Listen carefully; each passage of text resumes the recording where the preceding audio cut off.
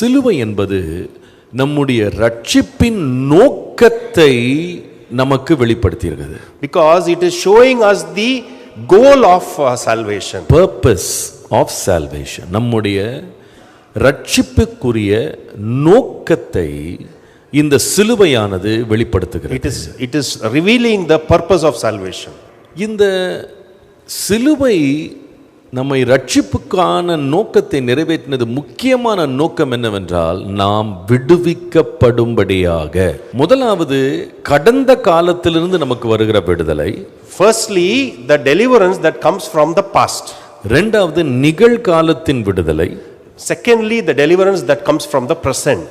மூன்றாவது வருங்காலத்திலிருந்து நமக்கு வர வேண்டிய விடுதலை. Thirdly, the deliverance that is coming from the future.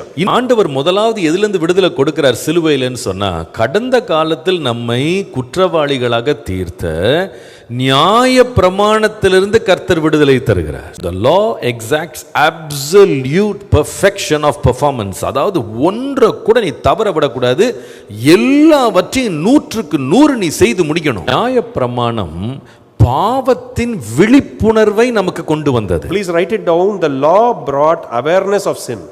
பாவம் செய்த விழுந்து போன மனுஷனுக்கு எந்த உதவியும் இந்த நியாய பிரமாணம் செய்யாது. எதற்கு வந்தார் தெரியுமா? Do you know why Jesus came? இந்த நியாய பிரமாணத்தினால் உண்டான சாபத்திலிருந்து நம்மை விடுதலையாக்க வந்தார்.